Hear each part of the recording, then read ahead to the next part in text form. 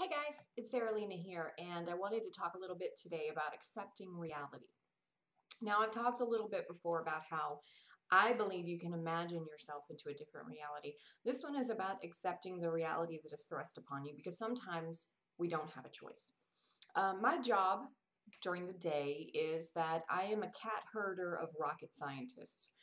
That's my way of putting it. In reality, I handle program operations for a human space exploration division within a global corporation. My way is better, right? Um, so that means that I work with a whole bunch of rocket scientists. I am not one of them, by the way. I don't do math. My job is to work in words. And my job is to corral this group of 1,200 to 2,000, depending on where we are in the program, engineers, and convince them that the culture I have created is a really decent one. That's really challenging with engineers. We are under a lot of stress. Imagine that you are tasked with designing a vehicle that is not only going to leave Earth orbit and go into interplanetary exploration, but will also house a crew of astronauts. These astronauts are people with names, they have families. It's a lot of stress. We're also under a lot of schedule stress. There's a lot of deadline stress, a lot of money stress, a lot of government stress, all those things which are absolutely necessary to having a program like this. But you've got 2,000 engineers working under this stress, and you have to give them a little bit of breathing room. That's where I come in. I try and create a culture that not only works hard but plays hard. That's a little challenging with engineers who work within logic and reason. Trying to convince them to do something fun is not always easy. Last year, I learned to just accept my reality. I had done a really large event in mid October last year that involved lots of engineers who didn't want to do it, but once they did it, they had a really great time, but it was a huge undertaking.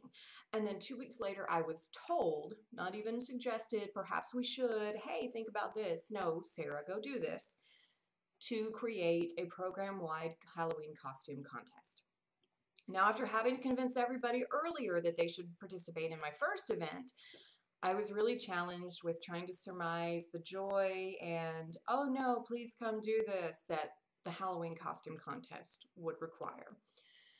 Out of spite, I created the Spooktacular Terrorific Costume Contest because it was so badly named. I just wanted everyone to know that maybe I was not happy about having to do it. I wore a very minimal costume. I wore black pants and a black and white striped shirt with a whistle around my neck as a referee. That way, I'm kind of participating, bare minimum. But then I showed up that day. I showed up that day.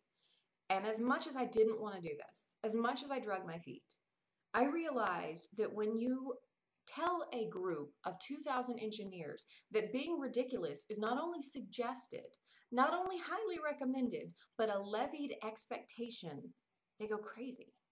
They walked in dressed head to toe in costume. Rocket scientist engineers wore costumes. I had an engineering manager bring not one but two costumes so he could change midday and be a different person that afternoon. They accepted the reality that was thrust upon them. And it's hard to walk into that environment and not just want to be part of it. So when you're dragging your kids somewhere they don't want to go, as hard as it is, I know this, pretend that you do. Pretend that you do. Have a great time while you're there. They're going to have a hard time not wanting to be part of that. If I can convince rocket scientist engineers that maybe they should dress up, you can take a kid to the grocery store.